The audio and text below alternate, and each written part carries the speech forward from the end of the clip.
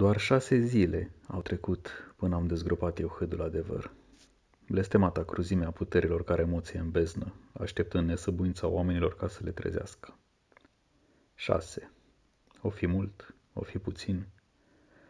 N-aș putea spune. Aici, în negura din acest buncăr nenorocit, mi-au părut veșnicie și clipă totodată. Bine zis. Cât de bine descrie tot ce s-a întâmplat și se va mai întâmpla în continuare. Clipă și veșnicie totodată. Dar să începem cu începutul. Prima zi. M-am trezit dintr-o dată. Orb, surd și fără suflare. Mai întâi am încercat să-mi urlu groaza, dar în gură mi-a intrat țărână udă și rece. Am pufnit și am simțit aer călduț. Cu iz de cordită mi s-a năpustit prin nări înspre plămânii țepeni, apăsați de o greutate. Mintea mi-a rătăcit prin cap, a urcat zăpăcită spre creștet și mi-a tras de ploape, disperată să vadă. Și-a văzut. Mai bine aș fi murit de atunci. La început am simțit ușurare. Nu orbisem, doar că un strat subțire de pământ mi-a acoperise ochii. Eram îngropat aproape tot, numai cu fața până la nas și cu palma mâinii drepte, afară din mormanul de humă. Întuneric negru era în jur. Vag răsfirat de o urmă de lumină, care venea din spatele meu, într-un semicerc. Un tunel, mi-am spus, sau o temniță. Mi-am răsucit gâtul cu greutate și am privit la dreapta. Un perete din grohotiș, întărit cu scânduri. Bum, bum, bum. Totul se cutremura sub izbitura exploziilor. Vuiet prelins peste mine către zidul improvizat, care a mai scăpat încă o avalanșă neagră. Deci asta s-a întâmplat. M-a îngropat. Dar eu fiind cine? Strigăte neclare, împușcături, urlete. M-am răsucit și zvârcolit precum o larvă și am ieșit încet, încet din mâzgă. M-am întors pe jumătate și am încremenit, iar sângele mi-a înghețat în vene. Drept în spatele meu, ghemuită, stătea bestia. Amețit încă de explozie, nu am văzut-o cu adevărat bine. Doar cât să realizez că nu era nici om, nici câine, deși semăna cumva cu amândoi. Cât un bărbat de mare, dacă acesta ar fi fost mototolit de diavol înspre înăuntru. Cu șira spinării curbată, într-o cocoașă țepoasă și cu 4 mâini cu gheare. Toate sucite pe dos, înspre burdihanului umflat. Fața-i hâdă, dacă pot să-i zic față, ciudate alcătuiri de arcade uriașe și zmucuri de păr curgând de-a dreptul peste botul enorm. Împănat cu 2 rânduri de colți triunghiulari, mă privea pe mine. O limbă lungă și puternică, musculoasă ca unui taur, s-a întins și mi-a trecut peste obraz. A luat cu ea o linie de noroi și mi-a lăsat în loc o urdoare, urât mirositoare. A carne de om îmi dau eu seama acum, dar atunci eram prea confuz și terifiat ca să înțeleg altceva decât scârbă și frică.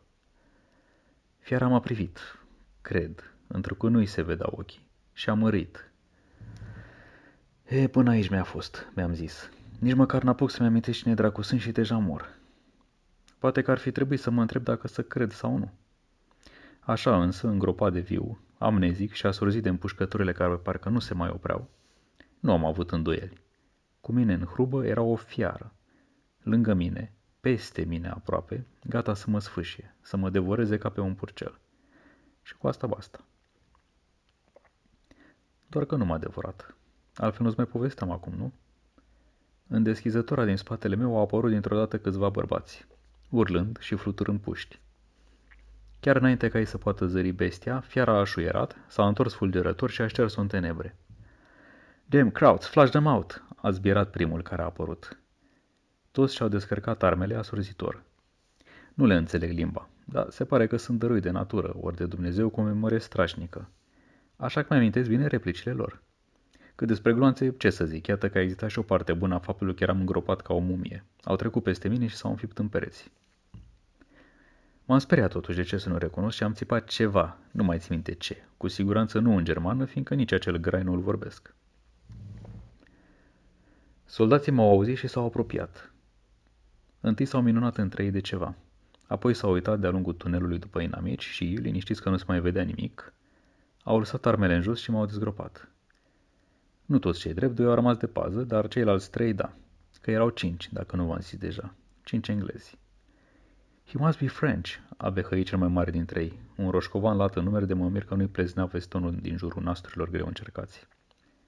French am înțeles și m-am bucurat. Da, ceva mi-aduceam aminte despre mine. Da, chiar era un francez. Am dat din cap cu putere și am încercat să zic francez, oui, dar din gâtul nu mi-a ieșit decât un hârâit și am început să tușesc. Englezii au izbucnit în râs și eu odată cu ei. Tensiunea, a lor după lupta, a mea după groază. Dar cum să le spun ce am văzut, că nu germanii se ascund în beznă? Nu am putut, doar le-am arătat cu degetul și i-au dat din cap, mângâindu-și armele. M-au tras din groapa mea și m-au pus în picioare, minunându-se cât sunt de slab și de uniformă. Sergentul lor, un tip scund, cu păr gri și ochi la fel de cenușii, reci și tăioși, m-a împus cu degetul în piept și a întrebat, "Prisoner?" Ceva neclar s-a trezit și mi s-a mișcat leneș prin minte. Da, ei m-au prins și m-au legat. Dar cine? Când? Probabil acei nemți care stăpâneau hruba asta, bunker, cum îi zic englezii. Am dat din nou din cap plin de convingere. Prizonier, da, asta cu certitudine. Bastards, a zis atunci un tip înalt și slab dintre ei, singurul fără pușcă, ofițer după Petrițe. S-a apropiat de mine cu milă în ochi și m-a mângâiat pe obraz, compătimitor. I-am citit blândețea în privire, dar m-am simțit luat de sus, așa că m-am încruntat la el și i-am aruncat o privire aspră. L-am văzut către stare și mi-a părut rău. De fapt, și acum mă apasă regretul că omul mi-a arătat un strop de bunătate și l-am răsplătit cu aroganță. Dar nu mai e printre noi ca să-i o spun. Nici nu a trăit destul cât să-mi dau și eu seama dacă era un om bun sau doar atunci s-a lăsat înduieșat de starea nenorocită în care mă aflam eu. În fine, să nu las asta să-mi amărească povestea. Hai să revenim. De cum m-au pus pe picioare, m-am dat în spatele lor și le-am arătat spre adâncul tunelului. Am încercat să-i avertizez. La bet! S-au uitat nedumeriți unul la altul și au ridicat din numeri. La bet d'enfer, am insistat eu, deja răcnind. Până la urmă, sergentul m-a înhățat de un cot și m-a împins afară. All right, Mr. Labert d'enfer, come with us. It's not safe in here. De fapt, să zic afară, ar fi o greșeală. Dincolo de intrare era doar un alt tunel, mai mare, iluminat cu felinare atârnate din loc în loc pe sub bărnele care susțineau tavanul jos. O nuanță apăsătoare de cenușiu domina pereții, culoarea granitului din care erau tăiate plăcile folosite pentru susținere. O idee bună la prima vedere, fiindcă acele ziduri improvizate nu se năruiseră, ca cel din culoarul secundar. Asta deși solul încă ni se zguduia sub picioare și tot adăpostul se zgâlțea cu noi, cu tot scârțâind și gemând. Afară, în adevăratul afară, cel de deasupra, obuzele continuau să cadă cu nemiluita și să ne izbească buncărul. De o parte și de alta se vedeau din loc în loc guri de alte coridoare întunecate, dar și două uși de lemn negeluit, deschise. Pe mijlocul culoarului zăceau cadavre, unii în uniforme verzui, ca ale englezilor, alții, mai mulți, în gri. Vreo doi dintre ei au gemut, iar malacul roșcat i-a întors cu burta în sus și i-a spintecat, așa că m-am lămurit. Cenușii erau inamici. Nemți. Sergentul a mormăit ceva și Epifanii, doi câte doi, au aruncat în fiecare gură de tunel câte o grenadă.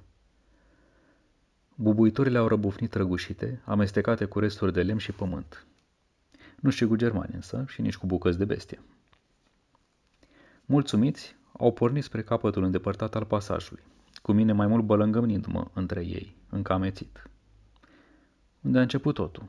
Nu pentru că era ceva acolo, ci tocmai pentru că nu mai era. Ieșirea din buncăr, la ea mă refer. Barajul de artilerie o lovise în plin și, acolo unde fuseseră înainte câteva trepte și o rampă spre tranșee, acum nu mai era nimic. Sau, altfel spus, tocmai că erau îngrămădite vreo câteva sute ori mii de livre de pământ, piatră și frânturi de grinzi. Mult mai multe decât ar fi putut mesteca lopățelele micuțe de la centurile lor. Eram de acum îngropați cu toții aici. Englezi vii, nemți morți, o bestie monstruoasă și un prizonier francez amnezic. Păcătoasă combinație. A doua zi. Ori noapte, că cine ar putea ști. În buncăr era întuneric tot timpul, cu lumină doar în jurul felinarelor, tot mai puține pe măsură ce își consuma uleiul. Da, ceasul sergentului, Martenson îl chema apropo, ne zicea de zi sau noapte. Tot astfel cum și calendarul cu sărbătorile lor de anglicani pe care locotenentul îl ținea în Biblia lui micuță, pretindea că e 1915. Dar așa să fi fost? Oare nu cumva în pământ vremea curge altfel, cu ani mai lungi și minute mai leneșe? Ori poate înghesuite mai multe într-o oră decât deasupra în lumea celor vii? Mie așa mi s-a părut cât am dormit atunci. În ziua dinainte, după ce s-au convins că nu era vreo cale să-și sape ieșire la suprafață, englezii s-au hotărât să aștepte sfârșitul asaltului, când, poate, după încheierea canonadei, ar fi putut fi auziți și salvați. Slabă speranță și cred că o știau și ei. În fine, după ce au ajuns la hotărârea de a mai rămâne oaspeții buncărului o perioadă, s-au despărțit. Sergentul și locotenentul s-au dus să doarmă într-una din încăperile cu uși, iar soldații de rând în cealaltă. Mi-au făcut și unii și alții semne să mă alătur lor, așa că m-am dus nehotărât și m-am uitat. Prima era o infirmerie. Câteva paturi, rafturi pe pereți, unele răsturnate de zguduituri și o masă lungă pe mijloc. M-am uitat la cuplul hilar. Ofițerul lung și slab ca o sfoară și sergentul scund și vânos fără stare. Am clătinat din cap, ceva nu mi-a plăcut la încăpere. M-am dus și la soldați. Altă priveliște demnă de tot râsul. Malacul roșcovan, Mac, așa i-au zis, era desculț, cârpindu-și ciorapii cu un rânjete de brută. Ceilalți doi erau ghemuiți pe vine, clefăind din niște cutii de tablă luate de pe rafturile din jur. Un depozit cu sute de conserve. Nimic respingător la el, dar de-abia aveau loc cei 3 pifani, așa că am ridicat din numeri și m-am întors în pasaj. Avea împereți din loc în loc firii de pentru somn. Și pentru cât eram eu de slab, o nișă părea dormitor egal. De dormit acolo am dormit. Cât? Nu știu să vă zic. Nu după vreo măsură a timpului. Până au apărut nemții mai exact, dacă asta ar putea fi un fel de ora 6:30 dimineața sau 5:34 fix. N-au fost decât 3, dar au țâșnit dintr-un tunel, la fel de cenușii la față ca și uniformele murdare de pe ei, urlând din rărunghi de parcă i-ar fi vânat dracul în persoană. Ce să-i fi hăituit în beznă? Mă rog, acum știu, dar atunci doar bănuiam, sau credeam că bănuiesc, mă cam pierd în vorbe. Au apărut izbierând și fluturându-și pușcoacele, trăgând cu ele în același timp și în spate, spre ce urmărea, și în față, de unde început să răseasă buimaci englezii, trosnind din propriile arme. Am tresărit și m-am ridicat pe jumătate înșezut, lovindu-mă la cap în spațiul îngust. Am dat înapoi și m-am repezit să ies. Calea mi era blocată de un cadavru, țeapă, încă fără miros. Cap nu avea, dar după uniformă mi-am dat seama că era unul dintre britanicii care muriseră în ziua dinainte. Ce căuta acolo? Nici acum nu știu. M-am gândit atunci în fracțiunea de secundă, prelungită de spaimă, cât să-mi învârmășesc un ghem întreg de gânduri în minte, că poate l-am tras eu drept apărătoare și am uitat. Ori au făcut o glumă proastă camarazii lui. Sau chiar că bestia a venit și mi l-a înghesuit ca să-mi lase un mesaj, de parcă ar fi ceva de înțeles dintr-un mort fără cap. Așa m-a îngrozit atunci gândul că poate fiara mi l-a pus, încât l-am împins cât colo și am sășnit afară, înainte să-mi treacă prin cap ce tâmpenie făceam. Și tâmpenie a fost, căci am dat direct peste un neamț care s-a grăbit să tragă. Glonțul mi-a vâjit pe la urechi și s-a înfipt într-o placă de granit, iar ea s-a rupt în două și a căzut. În aceeași clipă am văzut două lucruri. Faptul că pe huma din perete rămăseseră imprimate câteva litere, dar și golul din ochii neamțului. Mi-l amintesc perfect. Ras în cap, cu obrajii subți și urechi mari, clăpăuge, iar în privire acel hău al omului atât de speriat încât s-a întors la starea în care vrea doar să fugă. Un clinchet. Trăgașul i-a ignit în gol și cocoșul armei a lovit, inofensiv. O secundă ne-am uitat unul la altul, amândoi doar spaimă și niciun pic de minte. După aceea a priceput și a coborât pușca descărcată și a pornit spre mine. Cu vârful baionetei ațintindu-mi vintrele. De undeva din străfundurile memoriei, un antrenament pe care nu mi-l amintesc, m-a înhățat și m-a coborât oblic pe vine, iar lama a trecut pe deasupra și s-a înfipt în perete. Mâinile mi-au coborât la brâu cadavrului și, spre norocul meu, s-au încleștat pe mânerul unei baionete. Am smuls-o și am țâșnit în sus și într-o parte. M-am rotit, iar din răsucire am trimis toată puterea mișcării de-a lungul lamei strânse cu ambele mâini, ca o spadă. Tăișul a surprins germanul chiar în timp ce se întorcea. I-am retezat beregata precum un călău. Sângele i-a țâșnit șuvoi și mi s-a revărsat mie pe față. Soldatul s-a prăbușit moale peste mine, horcăind, și m-a prins sub el. Lichidul roșu mi-a umplut nările și gura. Mi-a astupat ochii, mi s-a scurs peste umeri prin deschizătura cămășii zrențuite, îmbrățișându-mă într-o mantie lipicioasă. Am văzut negru în fața ochilor și m-am trezit după un timp, cu senzația neplăcută că ceva îmi trage pielea de pe obraj. Am întredeschis ochii și l-am văzut pe Malac, rânjându-mi în timp ce îmi ștergea fața cu o cârpă. Mi-a făcut cu ochiul și le-a arătat fleandura celorlalți doi soldați, iar aceștia au izbucnit în râs. Era un ciorap murdar. L-am împins cu mâinile în piept și am sărit în picioare.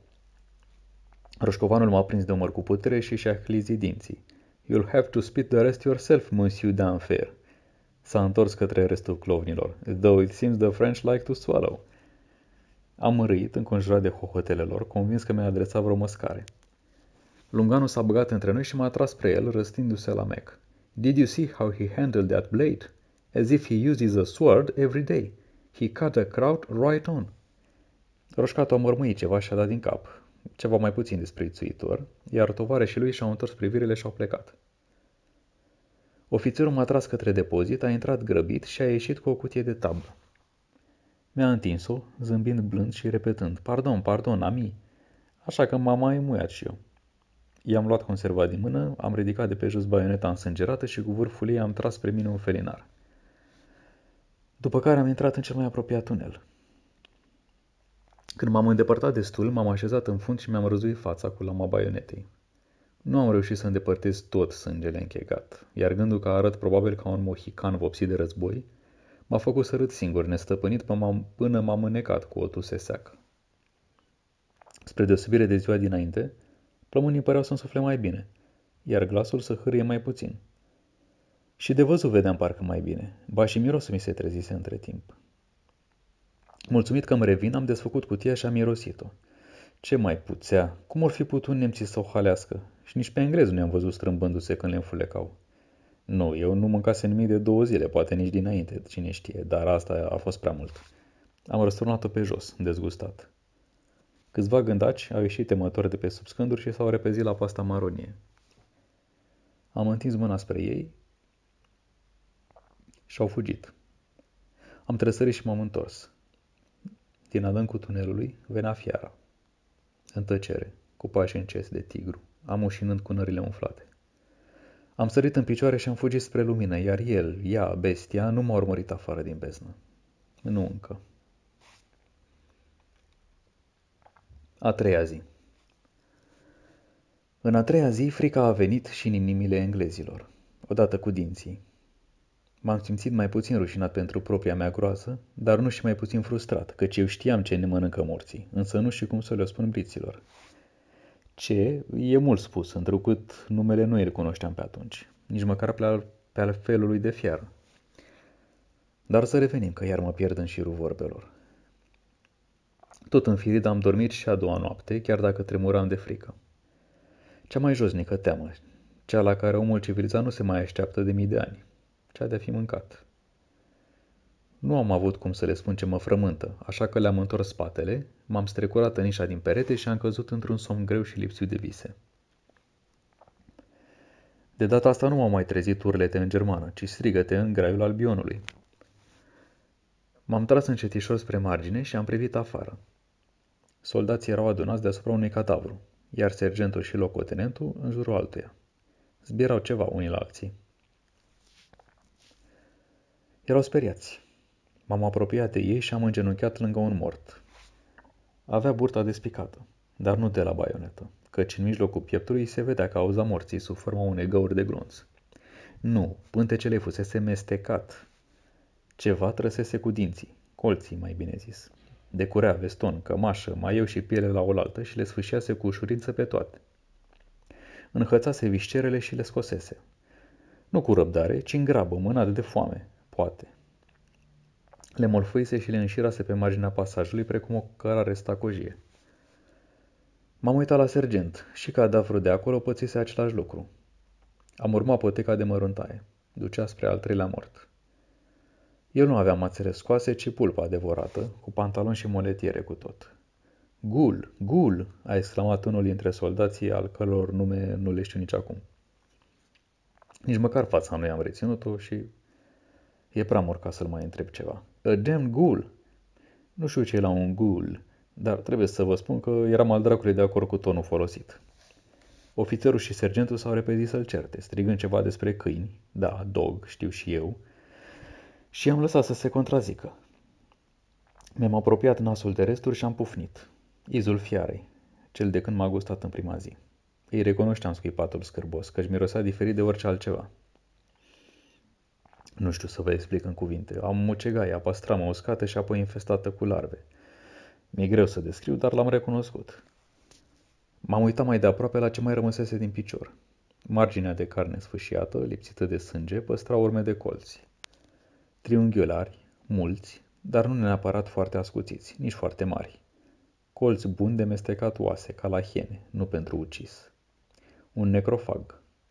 Mă rog, mare deducție, doar tocmai ne mâncase cadavrele. Ce am remarcat însă și din păcate nu am avut cum să le spun englezilor, a fost că dacă te uitai cu atenție, se observa ceva de negăsit la vreo ființă de pe lumea asta. Și anume, peste tot păruse să muște de câte 2 ori, la exact aceeași distanță, cu incredibilă precizie. Aceiași colți în spatele acelorași urme. Nu, asta nu erau 2 rânduri de mușcături cu un șir de dinți, ci invers, o singură mușcătură de la o fiară cu 2 rânduri de dinți. Am pus mâna pe mort și Mac, roșcatul, s-a grăbit spre mine.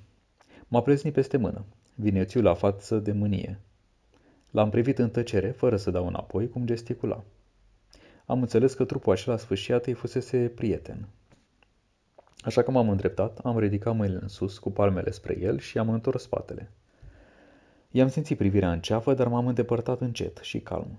Ce credea, că o să încep și eu să mănânc din mort, că o să iau ceasul de parcă mi-ar fi folosit la ceva? Ca să fie clar că nu-mi păsa de mort, m-am prefăcut interesat de plăcile cenușii de pe pereți. Iar asta mi-a reamintit. Ce era cu literele imprimate în noroi? M-am grăbit spre gaura din zid, lăsându-i în plata domnului pe englezoi și țipetele lor. În humă nu se mai vedea nimic, se uscase. Am scos baioneta de la brâu, am strecurat-o pe sub lespedea vecină și am început să trag. Era grea. Oare de unde ori fi găsit plăci atât de regulate, dreptunghiulare, în mijlocul unei bătălii? Perfecte pentru căptușit pereții unui buncăr, dar să le fie adus ei din Germania? Greu de crezut. Într-un final, placa s-a desprins și a alunecat de-a lungul peretelui. Am prins-o cu ambele mâini și am întors-o, iar răspunsul se afla acolo, gravat cu litere îngrijite. Louise Sechel, 1814-1849. Deci așa, domnilor, Germania e civilizată, mi-am zis. Lespedile de pe mormintele catolice nu merită respect, nu? Numai bune de făcut fortificații. Și vă mai mirați că ajungeți hrană pentru creaturi din iad. Din ce țintirim le-or fi furat, m-am întrebat. Acum știu, firește, dar atunci nu mi-a trecut prin cap. Nici nu am apucat să mă gândesc, oricum, fiindcă m-am trezit iar cu malacul peste mine. Nici plăci, nu aveam voie să scot de pe pereți, dar ce mi era permis? Mi-era clar că mai nimic, așa că mi-am strecurat baioneta sclipitoare înapoi la centură și m-am îndepărtat din nou de el.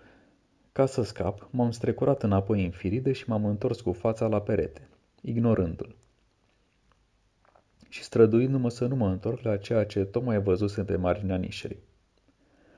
Să uit cu totul de forma vag imprimată pe perete. O urmă de labă, ca de câine, dar cu gheare de tigru și mai mare decât a oricărui dulău. Sprijinită de zid, ca și cum s-ar fi rezemat tăcut cu ea în timp ce privise înăuntru. La mine. A 4-a zi. Răcnete. Iar. Englezii se certau între ei. O bubuitură și un uruit. Nu de deasupra, unde canonada continua la fel, ci dinăuntru, de la noi. Alte răgnete, alte explozii, alt vuiet. Mi-am scos lama, am pus-o de-a lungul piciorului, ascunsă în palmă, și am lunecat în culoar. Întâi, o uitătură fugară spre perete. Urma nu mai era acolo, de parcă nici nu fusese vreodată. Nu am avut timp să privesc mai atent, căci încă o trosnitură mi-a făcut urechile să țiuie. Felinarele din culoar s-au zgâlțit și luminile li s-au prelins peste pereți. Unul s-a strecurat, unul s-a spart cu un pocnet sec, firav, iar uleiul a început să-i curgă sfârâind, ars cu o miasmă ce atunci m-a făcut să mă gândesc, Dumnezeu știe de ce, la infern. De parcă am putea ști cum miroase iadul. Am clipit, scuturând din ochi stropii de noroi ridicați de explozii.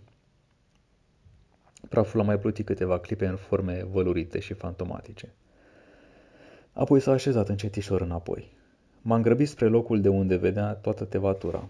Locotenentul, Roșcovanu și unul dintre soldați tușeau, acoperiți de pământ din cap până în picioare, în dreptul unui morman de țărână care până nu de mult fusese gura unei galerii.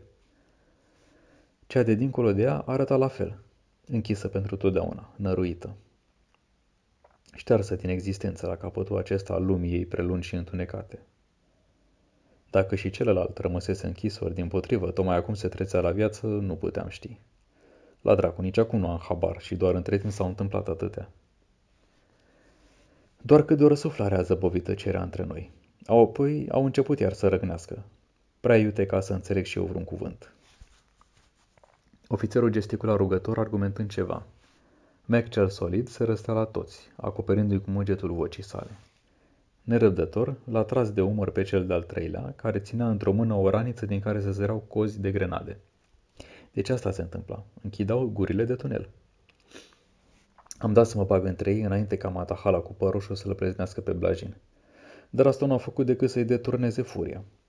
De cum m-a zărit, i s-au bulbucat ochii, s-a repezit la mine și m-a apucat de gât spierând. You damn spy, you brought the damned Huns and their fucking hounds. Ofițerul s-a albit la față și s-a strecurat între noi, bălmăjind ceva cu gura prea moale ca să-i mai iasă cu vorbe întregi. Am înțeles totuși, și eu și Mac, faptul că nu era de acord cu acuza și nici cu vreo pedeapsă. Așa cum începeam să deslușesc, într-un final, că se împotrivise și la aruncarea în aer a pasajelor. Roșcovanu s-a mușcat de buză, a pufnit pe nas și m-a ridicat de parcă n-aș fi cântărit mai mult decât un copil. M-a zgâlțăit și m-a izbit un perete, cu atâta forță că încă o lespede s-a desprins și a căzut peste picior.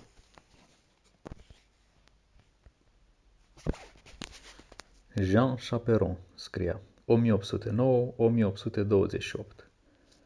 O crăpătură șerpuită și zimțată, trecând printre 0 și 9. Mac a scăpat un nicnet și mi-a dat drumul. A tras aer în piept și și-a înghițit nebunia ucigașă, după care a ridicat din nou mâna. Locotenentul i s-a pus în cale și l-a prins de încheietură, iar Matahala a clătinat din cap. A făcut un gest scurt, poruncitor către soldat și acesta s-a grăbit spre prima dintre cele două deschizături rămase. Bruta a strigat către el. Not that one yet, I want the skinny fucker to see what his friends did. The other one first. Lunganul a dat să se opună din nou. Dar Roșcovanu i-a aruncat o asemenea uitătură că ofițerul a tăcut și a dat înapoi. Mac m-a apucat de ceafă, m-a ridicat pe jumătate și m-a târât după el, cu genunchii lăsând o dâră de zdrențe peste scândurile umede. La marginea tunelului m-a aruncat în față ca pe un gunoi. Și am căzut destul de rău, izbind pietrișul cu bărbia. Am rămas amețit câteva secunde, pe jumătate afară, în lumina chioară, pe jumătate înăuntru, în bezna mirosind a umezeală și țărână. Am stat nemișcat, ascultând picuratul apei de undeva din adâncul pasajului. După aceea ochii mi s-au obișnuit cu întunericul și am văzut. Ca și mine, sergentul era tot prins între două lumi. Picioarele pe culoar, la lumină și trunchiul în tenebre. Cu fața în jos, afundată în mâzgă. Dincolo de el răsturna pe spate cel de-al doilea soldat. M-am târât în patru labe spre subofițerul scund, însă când l-am ajuns, am încremenit, lovit de un gând negru. M-am uitat speriat înspre adâncul beznei, dar nu, bestia nu mai era acolo. Am oftat ușurat și l-am întors pe sergent. I-am șters de peste ploape stratul de noroi și m-am trezit privind, drept în ochii lui cenușii, înghețați de moarte. Nu frică rămăsese prinsă în ei, ci o expresie amestecată de, cum să zic, nu cred așa ceva cu bapamătii. Dinții erau și ei încleștați, într-o expresie sfidătoare, iar o parte a gâtului avea gulerul sfâșiat. De unghii lungi sau de gheare, după cum arăta, și o vânătaie lungă și îngustă. M-am aplecat să o văd mai bine. Era mai groasă decât un bici sau o sfoară, dar se încolăcea pe jumătate de beregată. Fusese strangulat, dar cu ce? Un obiect flexibil, după cum îi urmărea curbura de sub bărbie. Însă nu-și sfâșiase pielea, ci doar o strânsese cu tărie. Am privit în sus. Nici urmă de vreun ștreang. M-am uitat de-a lungul trupului. Nimic, doar mâinile încleștate de parcă ar fi strâns ceva. M-am târât până la bocanci. Nu mai era sfâșia nimic, nicăieri. Nici carnea, nici uniformă. Nici o mușcătură, nici o tăietură. Doar șlițul avea desfăcut și bărbăția îi atârna, flască și nevătămată. L-am apucat de o măletieră și am tras, iar Meca a răgnit un oi și m-am oprit. Ce căutasem oricum văzusem deja, nici o vânătaie. Cu orice s-ar fi luptat sergentul, nu l-atacase de jos în sus, ci de sus în jos. M-am ridicat și m-am uitat cu mai multă atenție la tavan. În pământul întărit, nimic. În scânduri, câteva găuri. Să fi fost piroane cândva? Parcă erau prea mari orificiile. Să fi fost roase de insecte? Cam prea circulare, dar ce știu eu despre care, termite, ori alte alea? Poate așa rod, mi-am zis. Sau poate nu. Și atunci sânghiare. Nelămurit, am îngenunchiat și m-am aplecat și asupra soldatului, iar pentru o clipă m-am dat înapoi instinctiv, surprins și speriat. Spre deosebire de sergent, Pifanu Bălai, doar un puștan care părea încă în anii liceului, era hărtănit bine. Îi lipsea un ochi, precum și o bucată de față. Din jurul orbitei sângerii și pline cu o pastă lipicioasă.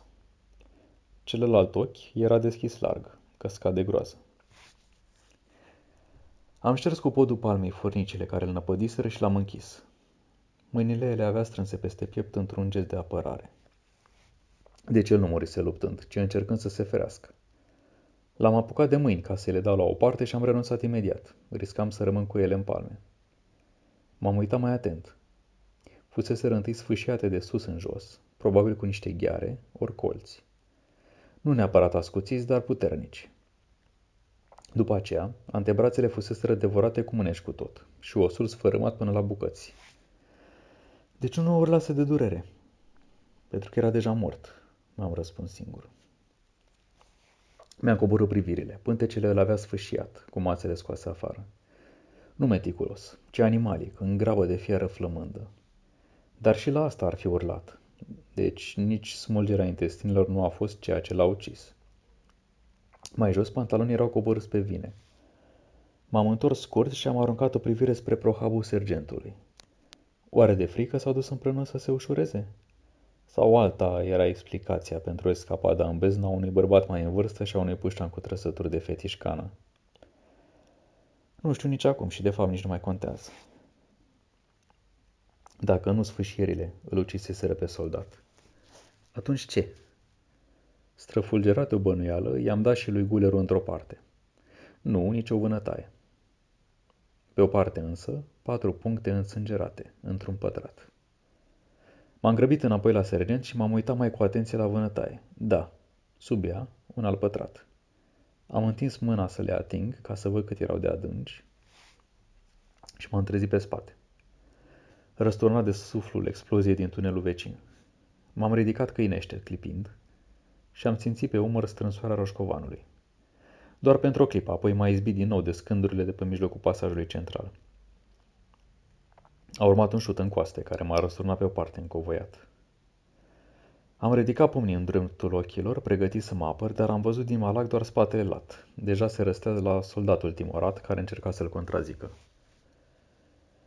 Ofițerul a apărut și el, pledând împreună cu celălalt și gesticulând spre tunel. Poate că voia să îi înmormânteze, ori doar vedea nebunia de a închide și ultima posibilă ieșire din buncăr. Nu mai contează. Și nu a avut vreo importanță pentru Mac. Era prea grăbit să le închidă calea nemților. Voința lui, revărsată în răcnete, a triumfat. Tunelul a fost aruncat în aer și a mai rămas doar cu pasajul central și cele două încăperi. Un soldat mic și unul mare, cu o speranță plăpândă că bătălia de afară se va opri și vom fi salvați. Un locotenent lungan și moale și un prizonier amnezic. Iar undeva, în pereți, ori poate sub țărână, o fiară nemiloasă, cu 2 feluri de colți. Unii ascuțiți pentru mușcat și alții puternici pentru mestecat. La asta s-a redus de atunci lumea noastră. Iar în ziua următoare, cea dinainte de sabat, chiar la mai puțin. De care sabat? Nu din cele evreiesc. Nu v-am zis deja că sunt catolic? Încep să uit, dar recunosc, mi-e tot mai greu să țin șirul de gânduri drept și cald, așa cum fac oamenii pe vreme de pace. Al meu e deja rece și uscat, sau mă rog, am fost catolic, adică. A 5-a zi. Ieri, mai exact. De ieri am rămas fără două lucruri. Primul, bubuitul constant al barajului de artilerie de afară. De fapt, asta m-a și trezit. Zăceam în firida mea, încolăcit într-un somn greu, lipsit de vise. De fapt, dacă mă gândesc, nu am avut niciodată vise, nu de când m-am trezit în prima zi. Nici coșmaruri, nici imagini din viața pe care nici nu mi mai amintesc. Nimic. Oare au fost ele atât de străine, încât de visat le-am visat, dar s-au devorat între ele? Sau mi-or fi fost furate de beznă? Ori poate că aici, sub pământ, visele nici nu ajung. Rămân blocate prin craterele de afară și se învârt precum niște fiare încolțite, așteptând vreun soldat rătăcit să se arunce în groapă, ca să-i se repede în suflet. Poate că pur și simplu nu mai visez eu și asta e tot. Ar fi urât. Eu vreau să visez, fie și coșmaruri, că nu pot fi mai rele decât ceea ce va urma. Dar să revin. M-am trezit în nișa din perete și am ascultat cu inima strânsă. Șuierat, bum, zguduitură, liniște, liniște, șuierat, bum, zguduitură. Obozele nu mai vuiau într-un potop fără cap și coadă, ci cădeau aici colo răslețe. Se încheia bătălia. Am țâșnit afară și m-am repezit către infirmeria unde se încuiase ofițerul. Mai întâi am aruncat o privire temătoare spre depozit. Deja convins că o să se prăvale asupra mea roșcovanul. Dar nu era nimeni. Mi-am continuat drumul pentru câțiva pași și m-am oprit. Ceva era în neregulă, dincolo de oprirea bombardamentului. Am privit în jur. Nimic. Am închis ochii și am ascultat. Tot nimic. Atunci am tras aerul pe nas și asta era. Mirosea încă greu a stătut, a ulei ars și vaga cordită. Se ridica deja și un iz de putreziciune, dar asta era normal. Altceva se simțea în la locului. Firav, sărat, umed. M-am lăsat în patru labe și am văzut-o. De-abia observabilă în noroiul cleios. O picătură de sânge. Am întins vârful arătătorului și am atins-o. Era doar pe jumătate închegată. Am dus-o pe limbă, sărat dulceagă, fără gust de altceva, fără putoarea fiarei. M-am ridicat și m-am grăbit spre ușă. Era întredeschisă, doar puțin. Se deschidea spre înăuntru, dar când am împins în ea, mi s-a opus. O bloca ceva. Am tras aer în piept, adunându-mi tot curajul. Dacă înăuntru era aia, bestia. Am sprijinit tumărul pe lemnul ud și mi-am forțat picioarele slăbănoace până când, încet, încet, s-a deschis. Am pășit înăuntru și talpa mi-a călcat pe ceva moale. Cu dinții strânși m-am uitat întâi în cameră, ca să nu fiu luat prin surprindere de cine știe ce arătare. Încăperea era goală. Apoi mi-am împins voința în piept și am privit în jos. Gheatami apăsa palma lunganului, murdărind-o cu mâzgă. Am ridicat piciorul cu iuțeală și m-am aplecat grăbit, deși deja bănuiam că era mort. Și chiar era. Nu de mult. Nu înțepenise încă. Am îngenunchiat și am ridicat mâna stângă. Avea palma pe jumătate strânsă, de parcă ar fi încercat să țină ceva alunecos, însă i-a scăpat. Dacă în ea i-o fi rămas vreo urmă, nu am mai putut vedea, că era murdară de la noroiul de pe talpa mea. I-am ridicat-o pe cealaltă.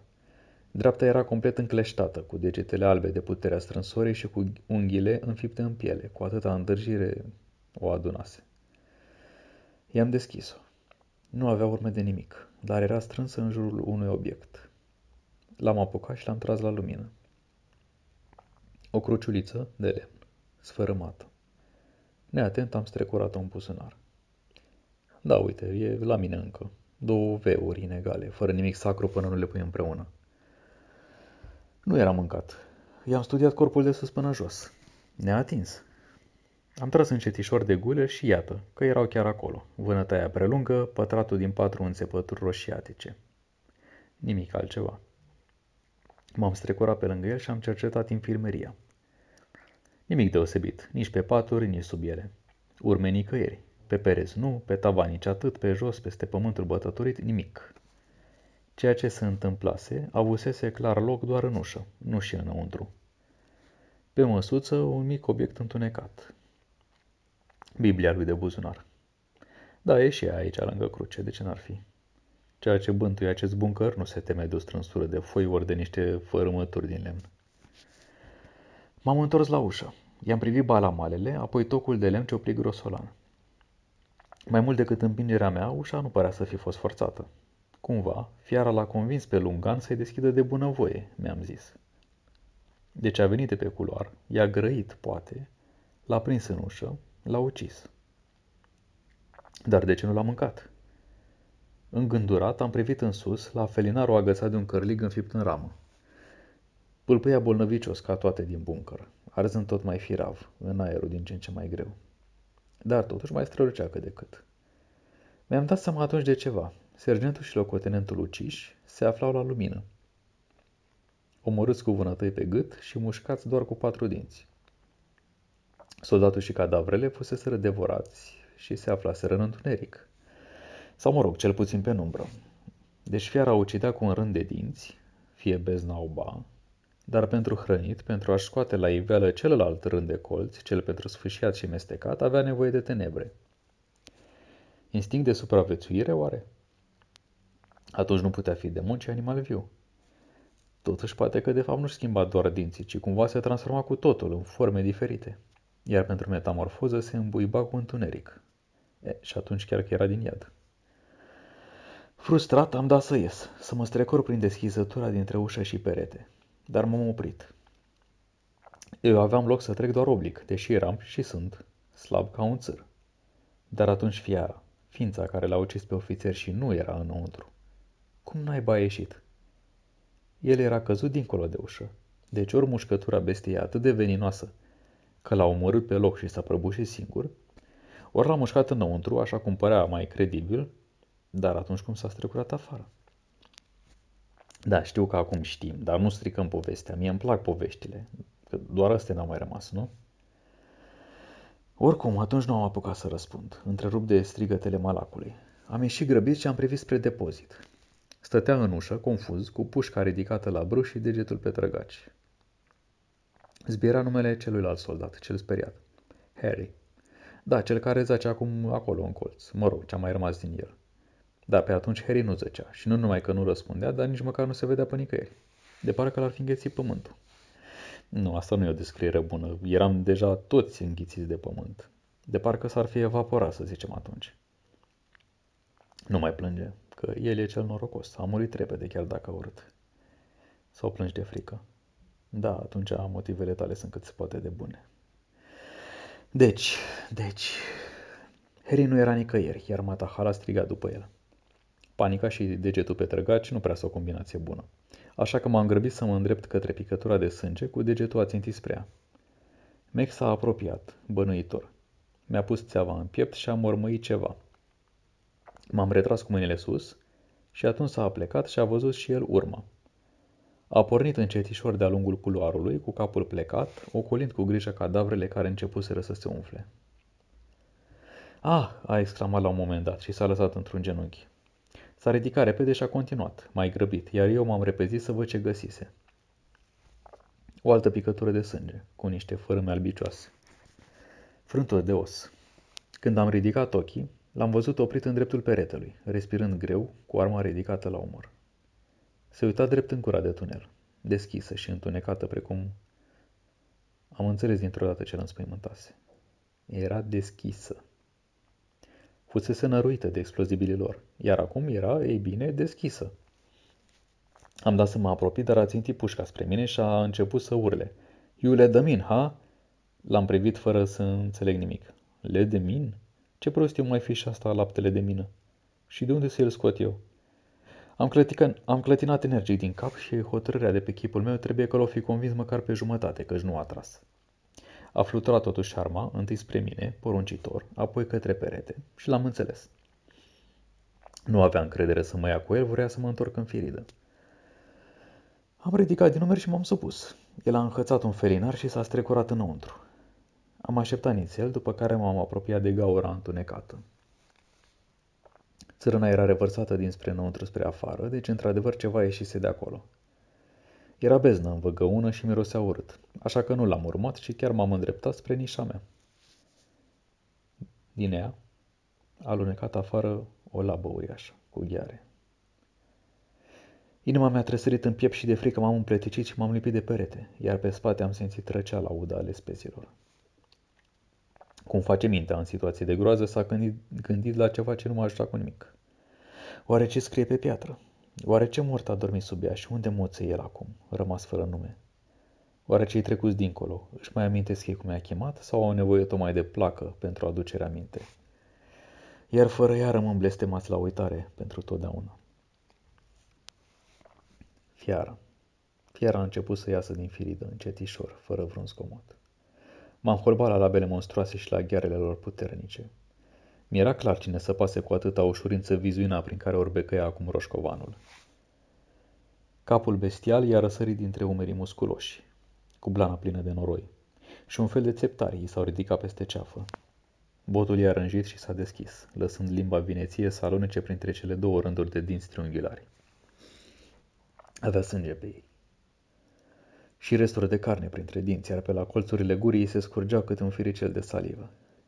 Negricioasă, amestecată cu stropi de pete negre. Oase, poate, cine știe. Nici urmă de cei 4 colți ascuțiți pentru mușcat, mi-am zis. Să aibă 3 rânduri de colți? Dar suntem pe culoar, la lumină. Și totuși e în forma de fiară, mi-am zis. O să mor chiar acum, mi-am zis. Și nici măcar nu o să înțeleg nimic, din nimic, fiindcă tot ce am presupus a dovedit a fi greșit. De atunci am înțeles. Am priceput adevărul. Da, chiar l-am priceput, dar fiindcă mi s-a spus. Mi s-a arătat, mai exact. Iar am luat-o pe arătură. Hai să revenim. Bestia s-a apropiat de mine. Era atât de mare, încât în 4 labe, nu ridicată în 2, umerii ei tot erau mai sus decât ai mei. Ochii săi complet negri, cu iriși galbeni, înguși cât un punct, mă priveau de sus în jos. Iar în ei se vedea tristețe. Pentru ce o să-mi facă? Pentru că o să-mi sfărâme oasele, o să-mi despice pielea și o să-mi tragă carnea în fâșii în timp ce la varsă lacrimi? Am închis ochii. I-am simțit întâi putoarea, după care limba alunecându-mi peste obraz și ceva ascuțit împungându-mă în piept. Vârful unei gheare.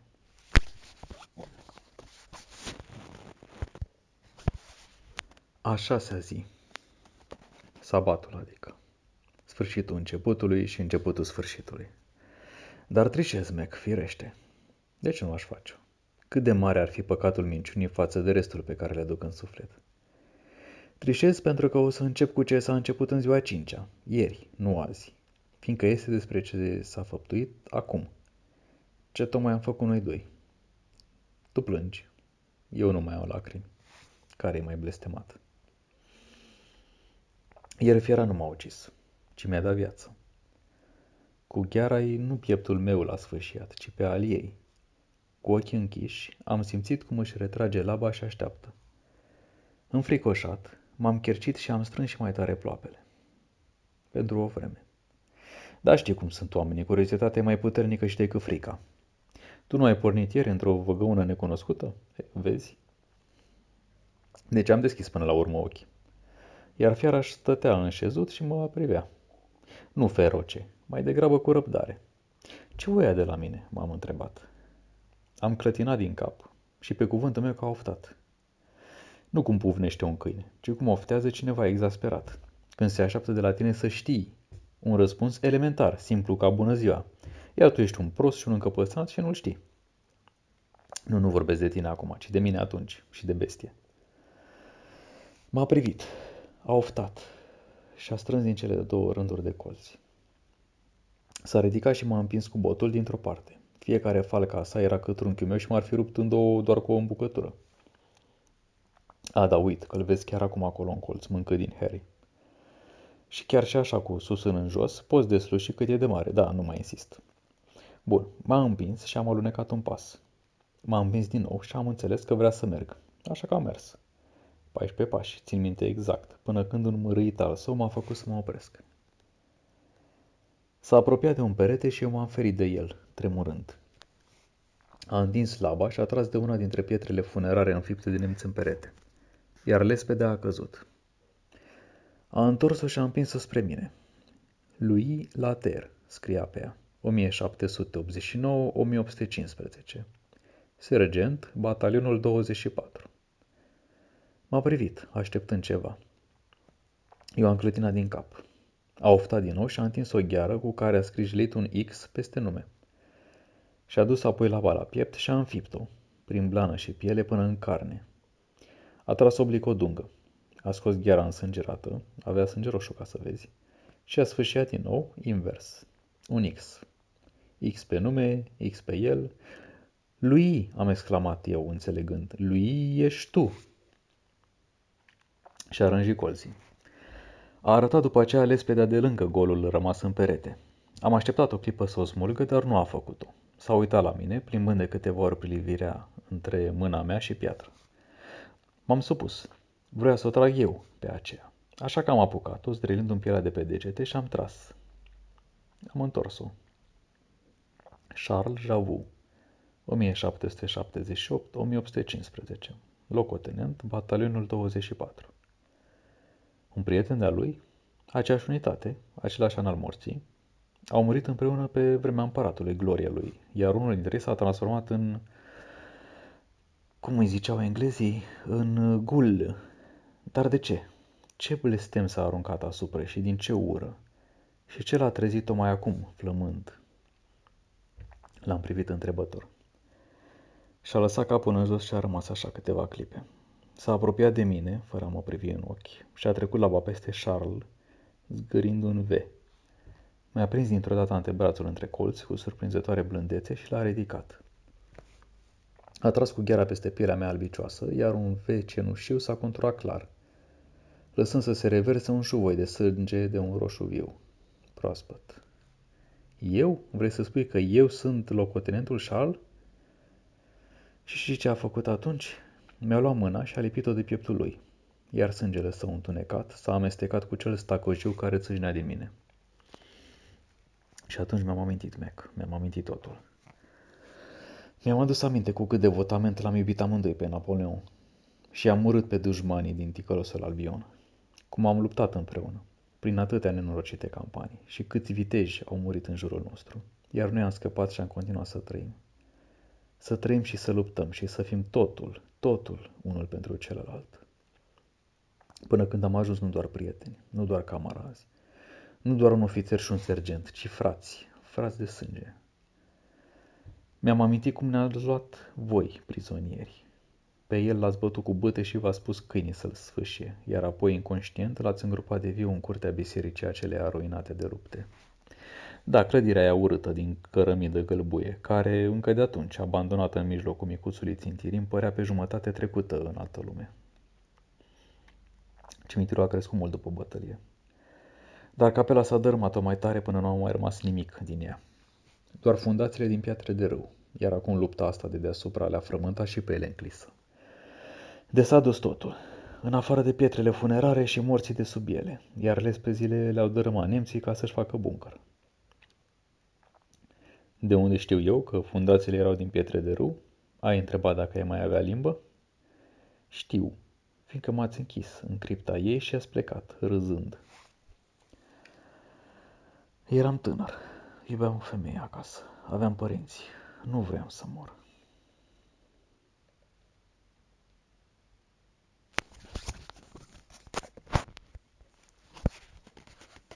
După prima săptămână de foame am desfăcut firedele din pereți și am scos afară cadavrele preoților. Din unii mai rămăseseră doar oase, dar alții mai aveau carne uscată. Și am făcut ce trebuia să fac pentru a rezista până vine salvarea, care nu a mai venit. La Grand Armee o sfârmase zvoi la Waterloo, de s-au împrăștiat peste câmpiile Belgiei și au fugit spre Franța. Iar după mine nu au mai venit. Tot Belgia îi zice și acum? Cine știe? Pământ rău însetat de sânge, nu se mai satură. Salvarea nu a venit de la francez, Mac, iar carnea moartă s-a terminat până la urmă. Și atunci am urlat de furie. Am strigat că nu vreau să pierd. L-am blestemat pe Dumnezeu și am jurat să accept orice, doar ca să nu mă topesc într-o uitare. Iar ceva ce să lăsșuia pe undeva, pe aproape, m-a auzit. Și noaptea a venit el.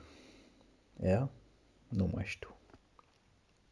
Îmi amintesc gratile de la ferestruica din beci. Eu de-abia îmi puteam băga antebrațuri prin ele, dar creatura a reușit să intre. Văd și acum în fața ochilor încolăcirea ei șerpească. I-aud și acum fâșitul solzilor peste barele ruginite pe când se contorsiona strecurându-se prin acel spațiu îngust. Aripi. Da, avea aripi de liliac, măcar atât au nimerit bine legendele. Mai, da, uite cât ale mele. Îți plac? Doare când le întind, dar o să treacă. Măcar acum simt din nou. Simt și durere, simt și foame. Poate cu timpul se vor întoarce și visele. Sau poate că nu. Nu mai urla, nu te aude nimeni aici sub pământ. Știi tu ce putere de nedescris are sângele? Uite, al lui mi-a spus de îndată povestea toată. Nu vreun blestem l-a legat de viață, ci dragostea. Iubirea aceea de fraz de sânge și datoria sergentului de a nu așa abandona locotenentul nici măcar în moarte. Din devotament a acceptat să fie ce a ajuns. Să îndure tristețea de a se vedea un monstru hât, flămând după cadavre. Dar oare monstru e acest gul, care și-a dăruit și sufletul damnării, doar ca să nu-și încarce simțul datoriei? Și oare monstru-s eu, însetat de sânge și de răzbunare? Da, eu am 4 colți ascuțiți. I-ai simțit când ți-am smuls buzele și limba. Durerea ai simțit. Dar poate fi o senzație dulce. O țin minte de când s-a plecat asupra mea vampirul, când m-a încolăcit cu trupul lui de șarpe și m-a acoperit sub aripile negre. Clipa în care mi-a dăruit sărutul nemuririi. Monstru n-a fost nici el, poate. Cine știe ce orori l-au creat. Monștrii sunt oamenii ăia de afară care se sfârtecă sub gloanțe și ghiulele și nu le mai ajunge. Și sângele tău a avut putere mec. Îngroșat de ură și aroganță, a înnegrit țărâna pe care am trasat eu pentagrama pentru vrăjitoresc sabat și a otrăvit-o. Dar a funcționat. Picură în continuare din tine și o să mai facă multă vreme, căci am nevoie ca legătura să se lungească până mă satur. Da, tu vei muri până la urmă. Va dura și va durea. Și lacrimile nu-ți ajută la nimic. Dar apoi în cârlig voi agăța vreun alt anglee. Și altul, iar poarta va rămâne deschisă. Până când? Nu știu până când. Mi-e greu să mă gândesc potopit de pofta asta roșie care mi cețoșează mintea. Mai devreme, lui a săpat ieșirea din buncăr. Cu ghearele nici nu e greu. Am scos capul afară și ghici ce am văzut. Nu departe, o tranșee plină cu englezi. În ochii mei de șarpe cu pene, arătau ca un fluviu de sânge. Cald, delicios, fremătător. Crezi că în atâta moarte, când pierd și dispar mii de soldați zilnic, se va observa unul luat de mine? Sau altul pentru gul? Sau 10 ori 100? Nu, nici eu nu cred. Când se va termina războiul, vom dormi. Și apoi va veni cu siguranță alt război. Englezii se vor întoarce, iar eu și lui ne vom trezi din nou. Fără amintiri mă tem, dar ne vom regăsi cumva. Cam aras până la moarte și dincolo de ea. Nu mai plânge, Mac, nu ajută la nimic. Uite, am în buzunar o Biblie și o cruce spartă. Le vrei tu? Ci că-s bune pentru oprit monștri.